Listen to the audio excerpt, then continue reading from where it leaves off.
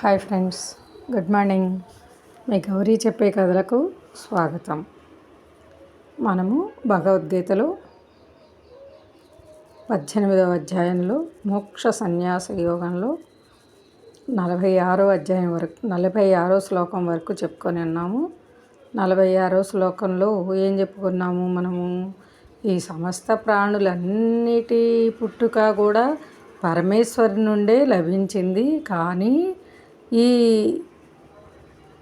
ఆ పరమేశ్వరుణ్ణి చేరుకుంటానికి మన స్వాభావిక కర్మల ద్వారా పూజించి సేవిస్తేనే మానవుడు పరమసిద్ధిని పొందుతాడు అని తెలుసుకున్నాం కదా.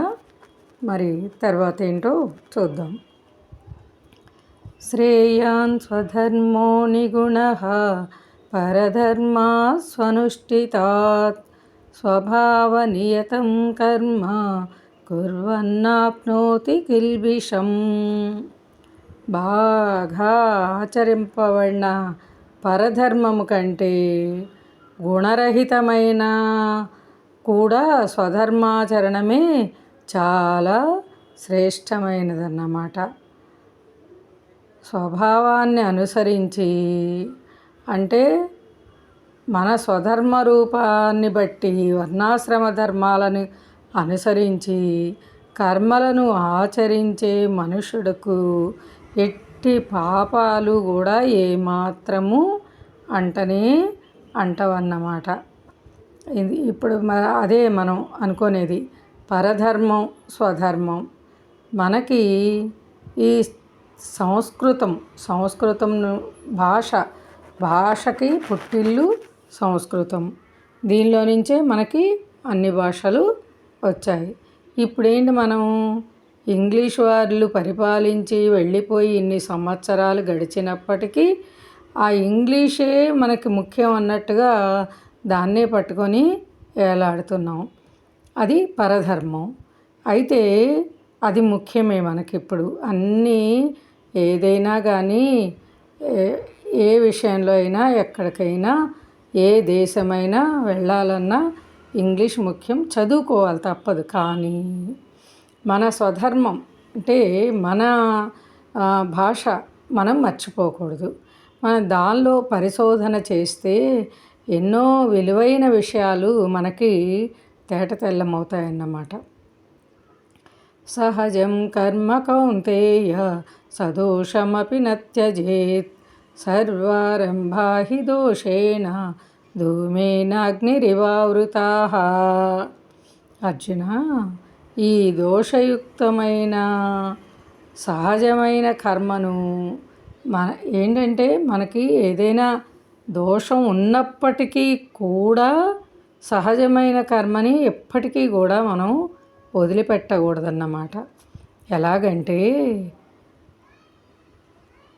ఒకసారి మనకి అక్కడ నిప్పు ఉంటుంది, కానీ పొగతో చుట్టుముట్టిపోతుంది.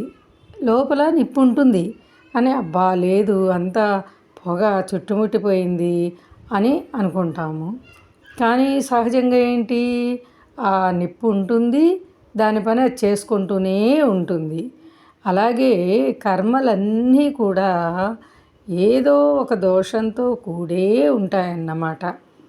అసక్త బుద్ధి సర్వత్ర జితాత్మా విగతస్పృహః నైష్కర్మ్య సిద్ధం పరమాం సన్యాసేనాధిగచ్చతి.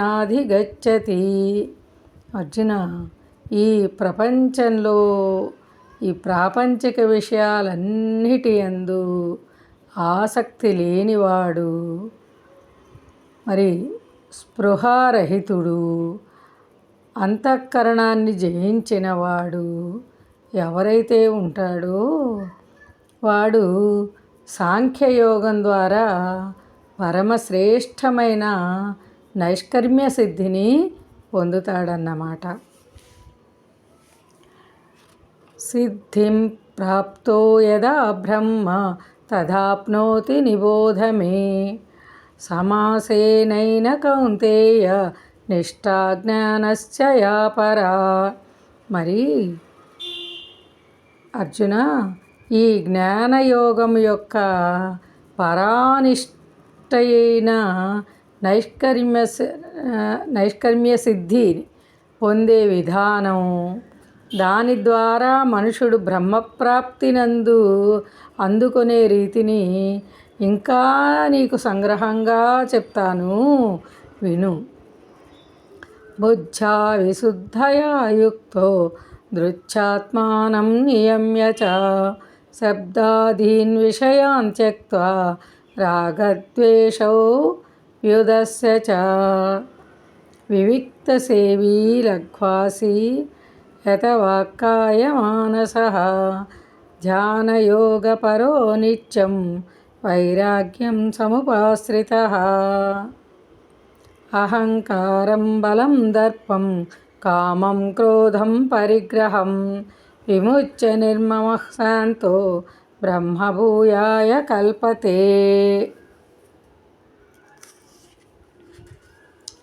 ఇక్కడ మనకి చాలా విశదీకరించి తెలియజేస్తున్నారు. చెప్పారుగా, సంగ్రహం తెలియజేస్తాను వినమని. అది విశుద్ధమైన బుద్ధి కలవాడై తేలికగా సాత్వికమైన ఆహారాన్ని మితంగా భుజించేటటువంటి వాడు, మరి మాటలను పొదుపుగా వాడేవాడు, పరిశుభ్రమైన ప్రదేశంలో ఏకాంతంగా నివసించేవాడు, అలాగే సాత్విక ధారణాశక్తి ద్వారా కరణేంద్రియాల సంయమము కలిగి ఈ మనోవాక్కాయాల్ని అనుకున్నాగా, మనోవాక్కాయము మనసు, వాక్కు, శరీరం, ఈ మూడింటిని అదుపులో ఉంచుకున్నవాడు రాగద్వేషాలను సర్వదా ఎల్లప్పుడూ విడిచిపెట్టి దృఢమైన వైరాగ్యాన్ని సంపూర్ణంగా ఆశ్రయించినవాడు, అహంకారాన్ని, బలాన్ని, దర్పాన్ని, కామక్రోధాలని, పరిగ్రహమును వదిలిపెట్టి నిరంతరం ధ్యానయోగ పరాయణుడై ఉండేవాడు, మమతారహితుడు, కోరికలను వదిలేసినటువంటి వాడు, శాంతంగా ఉండేటటువంటి వాడు అయినటువంటి పురుషుడు సచ్చిదానంద పరబ్రహ్మమునందు అభిన్న భావంతో స్థితుడవటానికే వాడు పాత్రుడవుతాడన్నమాట. మరి అస్సలు మనము ఇక్కడ తెలుసుకోవాల్సిన విషయం ఏంటంటేనండి, ఇన్నిటిలో కూడా మనకు తెలియజెప్పింది ఏంటంటే, మనోవాక్కాయ బుద్ధి అన్నమాట. ఈ మూడు అస్సలు అదుపులో ఉంచుకున్నవాడు ఒక్క రాగద్వేషాలని, అంటే కోపాన్ని అణుచుకొని కోరికలను జయించినవాడు. అంటే కోరికల వెంట ఏదైనా కావాలి అనుకున్నప్పుడు ఇంకా ఏం చేసైనా సరే మనం దీన్ని సాధించాలి, ఇలాంటి కోరికలు అన్నిటినీ అధిగమించినవాడు. ఇంకా ఏమీ చెయ్యక్కర్లేదండి. ఈ రెండు కానీ అదుపులో పెట్టుకుంటే ఆ పరబ్రహ్మను స్మరిస్తూ ఉండేవాడు నిశ్చయంగా ఆ పరమాత్మని చేరగలడు. ఇంకా వేరే యజ్ఞాలు, యాగాలు, పూజాధికాలు, తపస్సులు ఏమీ చేయక్కర్లా. ఇందులోనే అతని సార్థకత కనిపిస్తుంది. అందులోనే అతనికి ఆ పరబ్రహ్మ యొక్క అనుగ్రహం కలుగుతుంది అని స్పష్టంగా తెలియజేస్తున్నారు మనకి. ముఖ్యంగా మనం తెలుసుకోవాల్సింది ఈ ఒక్క విషయం మనసులో బలంగా నాటించాలన్నమాట మనం.